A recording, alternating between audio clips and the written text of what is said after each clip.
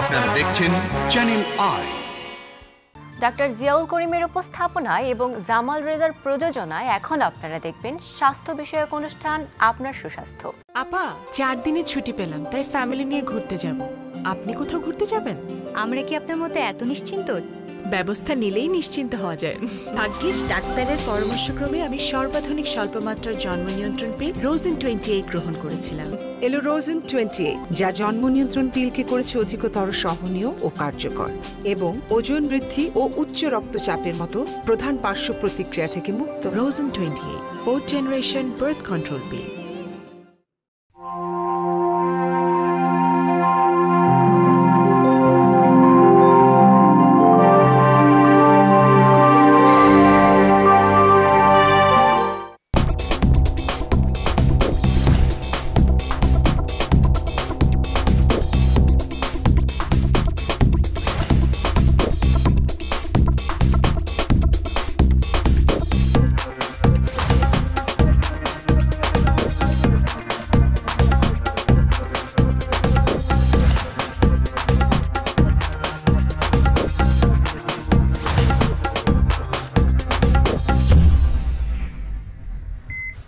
September 2024 পালিত হলো world heart day.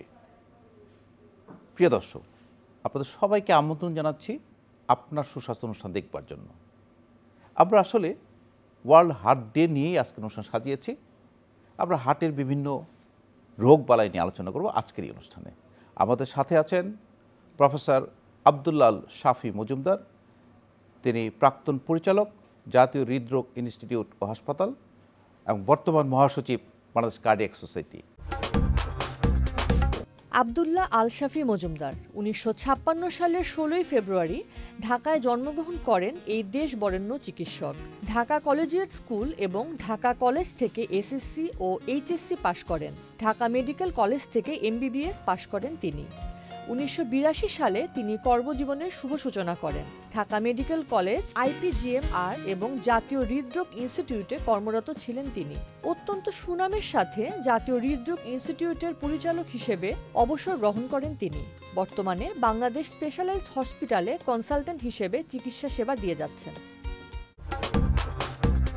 Sir, আমি যে বিষয়টি প্রথমে জানতে চাইব যে 29 সেপ্টেম্বর ওয়ার্ল্ড হার্ট ডে পালিত হলো, আসলে এবারের প্রতিপাদ্য বিষয়টি কী ছিল? এরা প্রতি বছর একটু বদলে করে থিমটা। এবারে থিম হচ্ছে ইউজ হার্ট ফর অ্যাকশন। আন্তরিকতার সাথে, অন্তরের সাথে কাজ করা এবং একটু ব্যাখ্যা হলো যে হার্টের যে রোগ, এটা তো আমরা প্রতিরোধ করতে পারি, এটাকে অ্যাওয়ারনেসটা ডেভেলপ করা এবং সাথে সাথে যে রোগটা হলে এটা চিকিৎসা ব্যাপারেও যেন আমরা সামাজিকভাবে এবং জাতীয়ভাবে একটা তৈরি করি, মনোভাব তৈরি করি।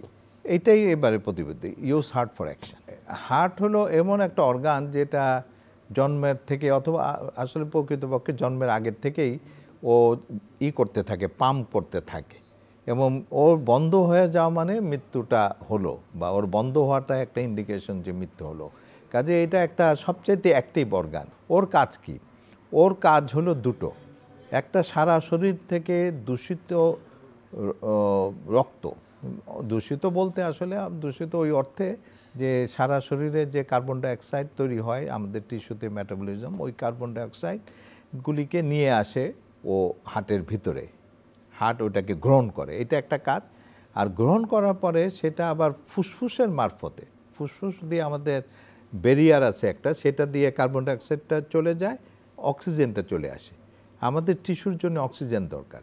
এই অক্সিজেন চলে আসলে তখন হার্টের দ্বিতীয় ফাংশন হলো পাম্প করে সমস্ত শরীরে দিয়ে দেওয়া। তার মানে সে কার্বন ডাইঅক্সাইড সহ অন্যান্য মেটাবলিক জিনিস নিয়ে আসছে এবং অক্সিজেন সহ অন্যান্য যেগুলি দরকারি জিনিস ওগুলি সে বিভিন্ন টিস্যুতে দিয়ে যাচ্ছে। এটা একটা ভাইটাল, টিস্যুকে বাঁচিয়ে রাখার জন্যে। বিশেষ করে আপনি মস্তিষ্ক খুব সেন্সিটিভ, অল্প সময়ের জন্য ও বাঁচতে পারে যদি দীর্ঘ সময় রক্ত না যায়। কাজে হার্টের ফাংশন হলো সমস্ত টিস্যুগুলিকে বাঁচিয়ে রাখা বলতে পারে। আমরা যদি হার্টকে অ্যাক্টিভ রাখতে চাই, হার্টকে ভালো রাখতে চাই, তাহলে যে সচেতনতা দরকার সেটা আসলে কি? হার্টটা একটা বিশেষ মাংসপেশি দ্বারা গঠিত, যে নাকি নিজে নিজে হয়, কন্ট্রাক্ট করে। এই মাংসপেশি যাতে কন্ট্রাক্ট করে, এটা তো একটা কাজ। এই কাজগুলিকে সাপোর্ট করার জন্যে আমাদের রক্ত দরকার, হার্টেরও রক্ত দরকার। হার্ট যেমন সমস্ত শরীরকে রক্ত পাঠায়, ও নিজের কাজের জন্য কিন্তু রক্ত প্রয়োজন হয়। তাহলে রক্তনালীগুলিকে ভালো রাখতে হবে, ওর মাংসপেশিকে ভালো রাখতে হবে। আর একটা জিনিস হলো এই যে পাম্প, এই পাম্পটার একটা ইলেকট্রিক্যাল একটা সার্কিটের মতো আছে হার্টের ভিতরে, বেশ কমপ্লিকেটেড, কিন্তু এই সার্কিটটাকেও ভালো রাখতে হবে। তাহলে রক্তনালী ভালো রাখতে হবে, মাংসপেশিকে ভালো রাখতে হবে, এবং ইলেকট্রিক্যাল যে সার্কিট যে দ্বারা পাম্পটা কাজ করে সেটা ভালো রাখতে হবে। এর সাথে হয়তো আমরা যোগ করতে পারি পাম্প মানে কি, পাম্পের ভিতরে ভাল্ব থাকবে। ভাল্ব শব্দ হলো রক্ত একদিকে যাবে, ফেরত আসবে না। এরকম আমাদের হার্টের ভিতরে 4টা ভাল্ব আছে, এই ভাল্বগুলিকে ভালো রাখতে হবে। যে হার্ট ডিজিজের রিস্ক ফ্যাক্টরগুলো আছে স্যার, এটা আসলে কি আপনি মনে করছেন স্যার? এই যে রক্তনালীটা খুব ইম্পর্টেন্ট, কারণ হার্ট তো একটা 250 গ্রামের মতো একটা জিনিস, একটা মুঠো।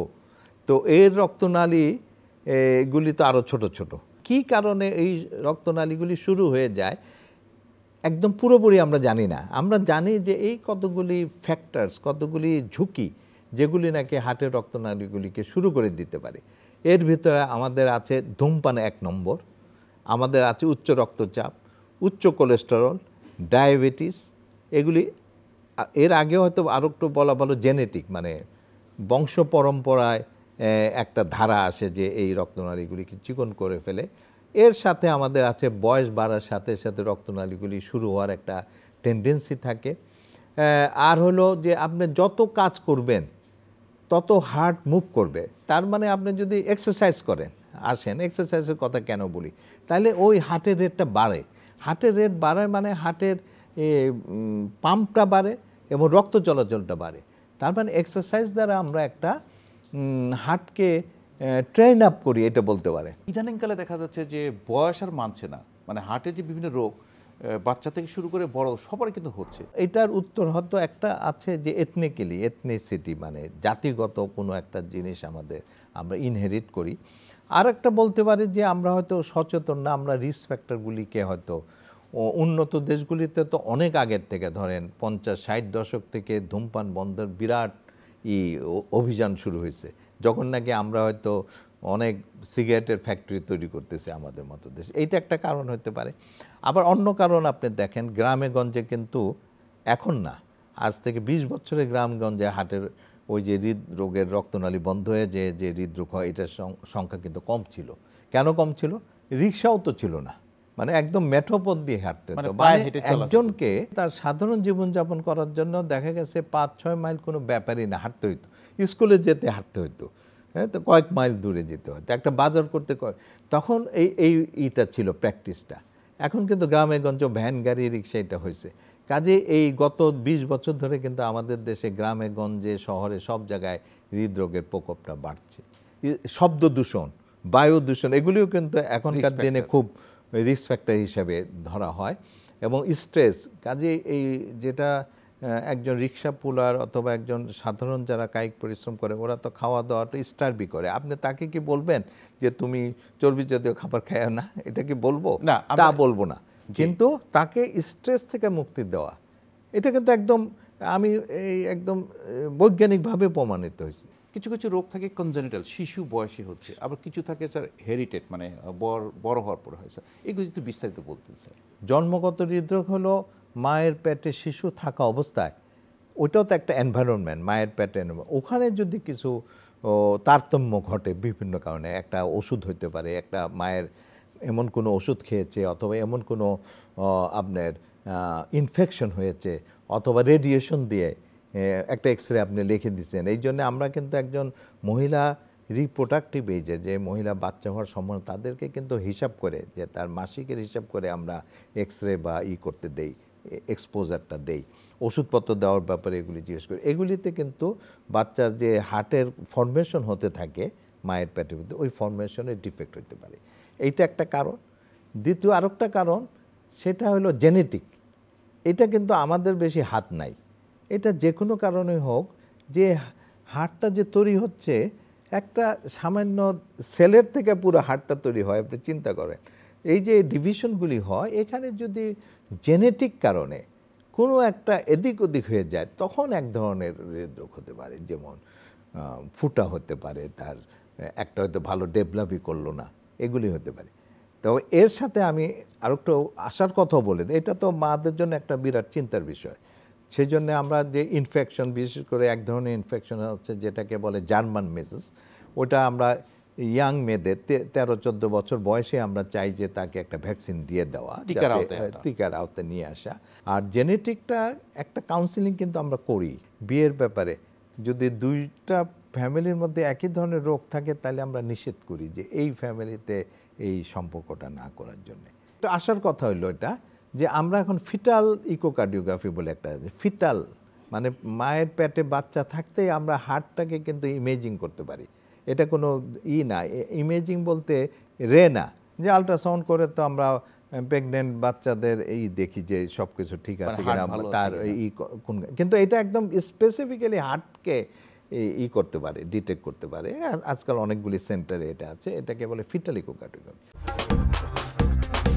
আপা 4 দিনের ছুটি পেলাম, তাই ফ্যামিলি নিয়ে ঘুরতে যাব। আপনি কোথাও ঘুরতে যাবেন? আমরা কি আপনার মতো এত নিশ্চিন্ত? ব্যবস্থা নিলেই নিশ্চিন্ত হওয়া যায়। ভাগ্যিস ডাক্তারের পরামর্শক্রমে আমি সর্বাধুনিক স্বল্পমাত্রার জন্ম নিয়ন্ত্রণ পিল রোজিন 28 গ্রহণ করেছিলাম। এলো রোজিন 28, যা জন্ম নিয়ন্ত্রণ পিলকে করেছে অধিকতর সহনীয় ও কার্যকর এবং ওজন বৃদ্ধি ও উচ্চ রক্তচাপের মতো প্রধান পার্শ্ব প্রতিক্রিয়া থেকে মুক্ত। রোজিন 28 4th জেনারেশন বার্থ কন্ট্রোল পিল। আপনারা বলে থাকেন ইস্কিমিক হার্ট ডিজিজ, আপনারা বলে থাকেন যে মায়োকার্ডিয়াল ইনফার্কশন, আপনারা বলে থাকেন কার্ডিওমায়োপ্যাথি, আমরা বলে থাকি হার্ট ফেইলার। এই বিষয়গুলো যদি আচ্ছা, শুধু মাসুস যে কোনো কারণে হোক মাসুসটা ড্যামেজ হয়েছে, সেটার একটা বড় কারণ হলো ভাইরাল ইনফেকশন। যেমন আমাদের এই যে কোভিডের সময় দেখা গেছে যে হচ্ছে ইনফ্লুয়েঞ্জাতে হয়, এরকম ডেঙ্গু জ্বরে হয়। হ্যাঁ, ইনফ্লুয়েঞ্জা দেখেন না তো কত এটা কি বলা যায়, আমরা কোনো পাত্তা না দেওয়ার মতো রোগ, কিন্তু ও যদি হার্টে মানে মাসেলসকে এফেক্ট করে এটা কিন্তু মৃত্যুর কারণ হয়ে যেতে পারে। কাজে তখন ওইটা কার্ডিওমায়োপ্যাথি, মায়োকার্ডাইটিস, এরকম নানা রকমটা, মানে শুধু মাসেলসটা রোগ, রক্তনালী ভালো আছে, ভালো আছে, শুধু এটা কিন্তু মাসেলটা কাজ করতেছে না।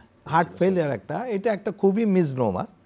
আমরা যখন রুগীকে বলি আপনি হার্ট ফেলিয়ার ডেভেলপ করছেন, রুগী তো খুব ঘাবড়ে যায়। ফেলিয়ার মানে এই না যে আপনি ফেল করেছেন, হার্ট কাজ করছে না, তার মানে এটার স্পেকট্রামটা হলো যে অল্প কাজ করতে পারছে না, ওইটাও হার্ট ফেলিয়ার। আবার খুব বেশি পাম্পটা ভালোই কাজ করতেছে না, ওইটাও হার্ট ফেলিয়ার। কাজে এটা কিন্তু ঘাবড়ানোর বিষয় না, রোগটা সিরিয়াস, কিন্তু তার চিকিৎসাটাও কিন্তু এখন খুব প্রেরণাদায়ক। মানে এটা আমরা রেওয়ার্ডিং চিকিৎসা। এই যে চিকিৎসা প্রসঙ্গে যদি আসি স্যার, যে অনেক সময় দেখা যায় যে ঘরে বসে কারো হার্ট অ্যাটাক হয়েছে, তো আপনারা কিন্তু বলেন যে গোল্ডেন আওয়ার, গোল্ডেন টাইম আপনারা বলেন। হার্টের ব্যথা কিন্তু রুগী বলছে রাতে তার অ্যাটাক হয়েছে, বলছে যে আমার গ্যাসের ব্যথা হয়েছে, আজকে এটা খেয়েছি, গ্যাসের 2টা ওষুধ খেয়ে ঘুমের ওষুধ খেয়ে শুয়ে থাকলাম, তো কিন্তু গোল্ডেন আওয়ারটা পেরিয়ে গেল। স্যার আসলে স্যার এখানে বোঝার উপায় কি যে তার হার্ট অ্যাটাক হয়েছে? বুকের ব্যথা হার্ট অ্যাটাকের জন্য হয়, কিন্তু অন্য কারণই বেশি। হার্টের কারণে বুকের ব্যথা কম হয়, মানে পার্সেন্টেজ হিসাবে। হার্টের কারণে যে বুকের ব্যথা হয় বা হার্ট অ্যাটাক হয়ে গেছে, সেইটা খুব গুরুত্বপূর্ণ। এই জন্য আপনি যেটা বলছেন গোল্ডেন আওয়ার, যদি 90 মিনিট থেকে 120 মিনিটের মধ্যে যদি আমরা এই হার্টের রক্তনালীতে যেটা ব্লক হওয়ার জন্য হার্ট অ্যাটাক হইলো, ওই ব্লকটাকে যদি আমরা অপসারণ করে দিয়ে ওখানে বেলুন বা রিং লাগিয়ে দিতে পারি, তাইলে কিন্তু রুগীর যে ড্যামেজ হওয়ার সম্ভাবনা ছিল, ওই ড্যামেজটাকে আমরা করে দিতে পারবো, অ্যারেস্ট করে দিতে পারবো, এটা ড্যামেজটাকে বন্ধ করে হবে না। এইটা কি গোল্ডেন আওয়ার বলে। সেই জন্য এখন বোঝার উপায় কি আপনি বলছেন যে তার তো অ্যাসিডিটির জন্য হইতে পারে, সে দৌড়ে হাসপাতালে যাবে। আপনি যে কোনো কারণে, তাহলে সবাইকে নেবেন না, 30 ঊর্ধ্ব বা 40 ঊর্ধ্বই মনে করেন, সেই ব্যক্তি ধূমপান করে, তার উচ্চ রক্তচাপ আছে কিনা, তার ডায়াবেটিস আছে কিনা, তার উচ্চ কোলেস্টেরল আছে কিনা, তার বাবা মা কি 40 বছর 50 বছরে হার্ট অ্যাটাক হয়েছে কিনা, এই কতগুলি কথা মাথায় রাখেন। আমি ধূমপান করি, 40 বছর 45 বছর আমার বয়স, আমার হঠাৎ করে বুকে ব্যথা হইলো, আমি ধরে নেব যে এটা হার্ট অ্যাটাক হওয়ার সম্ভাবনা। কিন্তু আমি ধূমপান করি না, আমার বয়স 25-30, আমি তো নাই, আমার ডায়াবেটিস নাই, কিছুই নাই আমার রিস্ক। তাহলে এর আগে তখন আমরা চিন্তা করবো না তোমার অ্যাসিডিটির জন্য হয়েছে অথবা মাংসপেশির জন্য হয়েছে। এইটা আমার মনে হয় এটাই, যে যখনই আপনি বয়সটা 40-এর উপরে ধরে নেন একটা কাটা, এবং রিস্ক ফ্যাক্টরগুলো এবং মেল 40-এর উপরে, এবং যদি কোনো রিস্ক ফ্যাক্টর থাকে, আগে কোনো হিস্ট্রি থাকে যে একটু উঠতে যেয়ে তো আমার বুকে ব্যথা হইতো, এইটা মানুষের মাথায় ঢুকাইতে হবে। যে আপনি ডায়াবেটিক রোগী, আপনি উচ্চ রক্তচাপের রোগী, আপনি তো ওষুধ খান, কোলেস্টেরল কমানোর ওষুধ খান, তারপরে ধূমপান করেন ইত্যাদি, তাইলে ওর যখন বুকের ব্যথা হবে ওর ফার্স্ট চিন্তা করতে হবে যে এটা আমার হার্ট অ্যাটাক হওয়ার সম্ভাবনা আছে, ওইটা স্ক্রিনিং করতে হবে, এটা আমি বলবো। তো সেক্ষেত্রে স্যার তাকে দ্রুত একটা হাসপাতালে যেতে হবে, যে কোনো কাছাকাছি যে একটা ইসিজি করতে হবে। নিয়ম হলো যে ইসিজিটা সাথে সাথে একজন বিশেষজ্ঞর কাছে চলে যায় ওই দিয়ে মোবাইল ফোন দিয়ে গেলে উনি হয়তো দেখেই বলবে যে হ্যাঁ তার তো হার্ট অ্যাটাক হয়েছে, ইমিডিয়েটলি নিয়ারেস্ট যে হাসপাতালে যেটাতে অ্যানজিওগ্রাম আছে ওইটাতে নিয়ে যাও। তা আমাদের দেশে যদিও ফ্যাসিলিটিসটা আশানুরূপ নাই, কিন্তু আপনি 10 বছর আগের হিসাব করলে কিন্তু অনেক আছে। না আমাদের দেশে স্যার মানে হার্টের চিকিৎসা কিন্তু অনেক এগিয়ে আছে। না 10 বছর আগে যা ছিল এখন অনেক, চিটাগাং, রাজশাহী, বরিশাল, ময়মনসিংহ, সিলেট, তারপর রংপুর, দিনাজপুর, মানে আপনি জেলা শহর বললে মোটামুটি নাই, এরকম জেলা শহর খুব একটা নাই এখন, এবং সেন্টারগুলি আছে। তবে স্যার এখানে খুব ইম্পর্টেন্ট ইস্যু হলো স্যার নিকটস্থ কার্ডিয়াক সেন্টার যেতে হবে, মানে আপনি দ্রুত যেতে গেলে আপনার পার্শ্ববর্তী যে কার্ডিয়াক, না সেই জন্য আমাদের কিন্তু অন্য একটা শব্দ আমরা ব্যবহার করি, এটাকে বলি আমরা ফার্মাকো ইনভেসিভ। ফার্মাকো মানে ওষুধ, ওষুধের পরে অ্যানজিওগ্রাম। মানে আপনি এখনও আমাদের দেশে ধরেন 2-3-4 ঘন্টা লেগে যেতে পারে, তাই না, একটা জায়গা থেকে একটা জায়গায় ট্রান্সফার করতে। নিয়ারেস্ট হাসপাতাল এটা উপজেলা কমপ্লেক্সও হইতে পারে, আমরা চাই যে উপজেলা কমপ্লেক্সই হোক, সেখানে কিন্তু ওই হার্টের যে ব্লকটাকে কি বলবো থ্রম্বোলাইজ করে দেওয়া, গলিয়ে দেওয়ার জন্যে এক ধরনের ওষুধ অ্যাভেলেবল।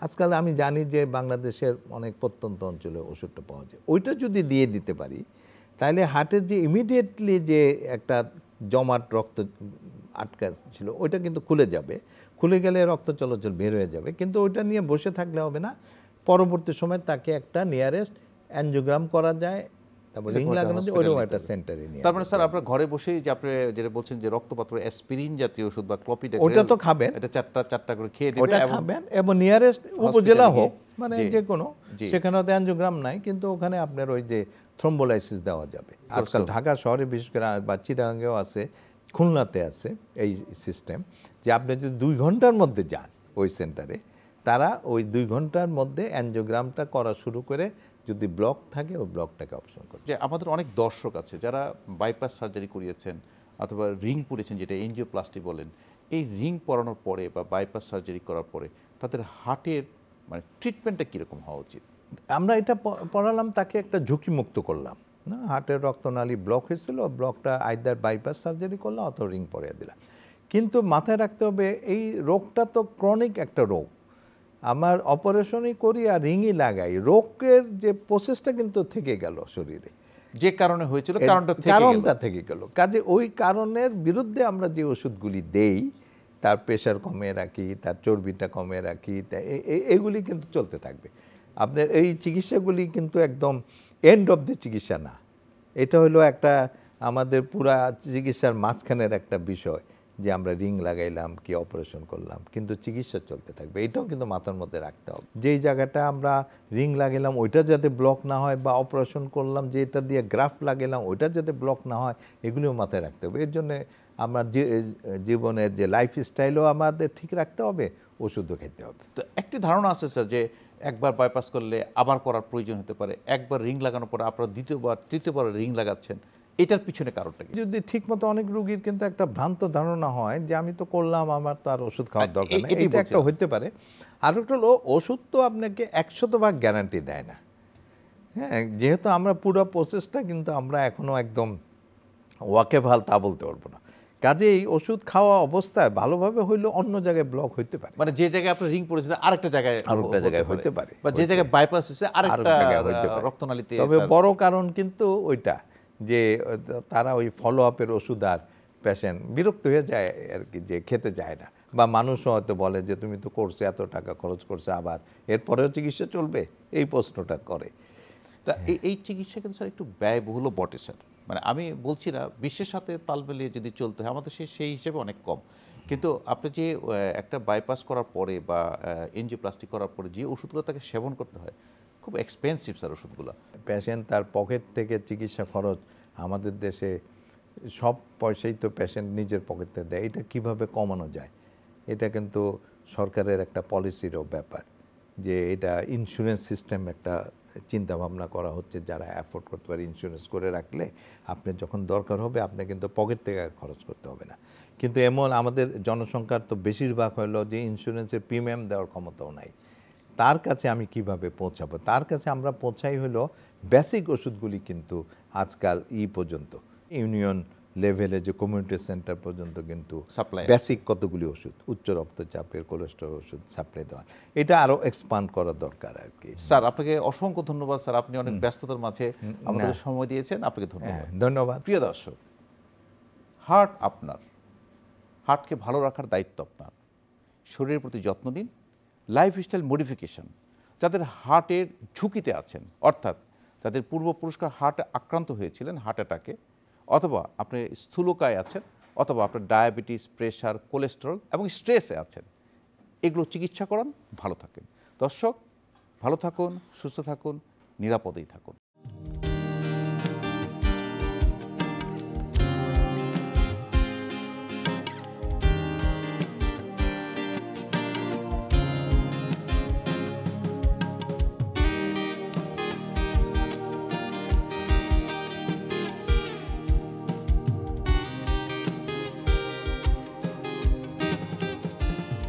আপা 4 দিনের ছুটি পেলাম, তাই ফ্যামিলি নিয়ে ঘুরতে যাব। আপনি কোথাও ঘুরতে যাবেন? আমরা কি আপনার মতো এত নিশ্চিন্ত? ব্যবস্থা নিলেই নিশ্চিন্ত হওয়া যায়। ভাগ্যিস ডাক্তারের পরামর্শক্রমে আমি সর্বাধুনিক স্বল্পমাত্রার জন্ম নিয়ন্ত্রণ পিল রোজিন 28 গ্রহণ করেছিলাম। এলো রোজিন 28, যা জন্ম নিয়ন্ত্রণ পিলকে করেছে অধিকতর সহনীয় ও কার্যকর, এবং ওজন বৃদ্ধি ও উচ্চ রক্তচাপের মতো প্রধান পার্শ্ব প্রতিক্রিয়া থেকে মুক্ত। রোজিন 28, 4th জেনারেশন বার্থ কন্ট্রোল পিল।